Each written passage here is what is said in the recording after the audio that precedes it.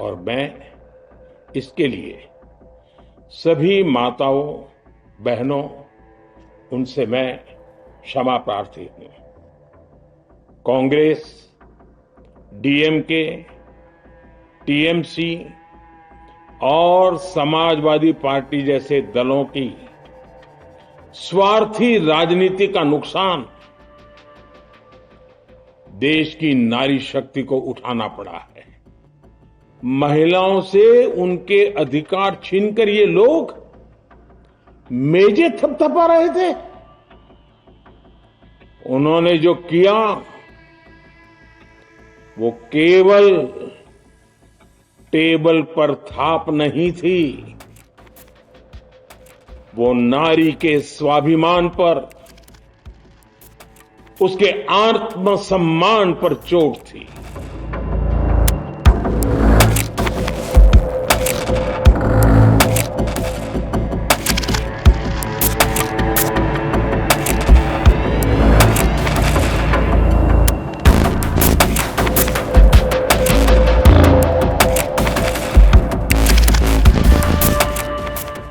साथियों, सदन में नारी शक्ति वंदन संशोधन किसी से भी कुछ छीनने का नहीं था।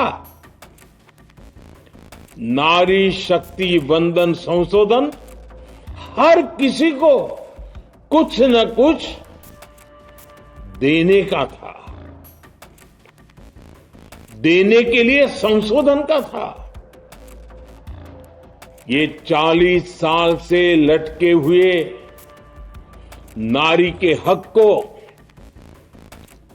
2029 के अगले लोकसभा चुनाव से उसका हक देने का संशोधन था। नारी शक्ति वंदन संशोधन 21वीं सदी के भारत की नारी को नए अवसर देने, नई उड़ान देने, उसके सामने से बाधाएं हटाने का महायज्ञ था। देश की 50% यानी आधी आबादी को उसका अधिकार देने का साफ नियत के साथ, ईमानदारी के साथ किया गया एक पवित्र प्रयास था। नारी को भारत की विकास यात्रा में सहयात्री बनाने और सबको जोड़ने का प्रयास था। नारी शक्ति वंदन संशोधन समय की मांग है।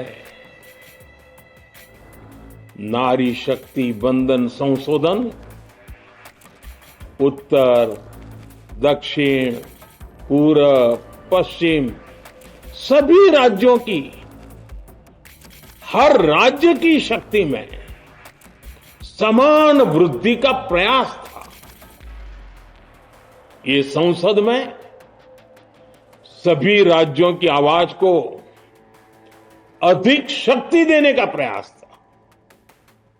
राज्य छोटा हो, राज्य बड़ा हो, राज्य की आबादी कम हो या राज्य की आबादी ज्यादा हो, सबकी समान अनुपात में शक्ति बढ़ाने की कोशिश थी।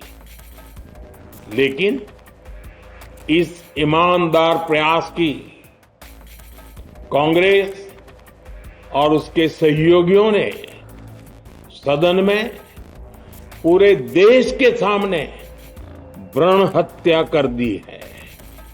भ्रूण हत्या कर दी है। ये Congress, TMC, Samajwadi party, DMK जैसे दल इस भ्रूण हत्या के गुनहगार हैं।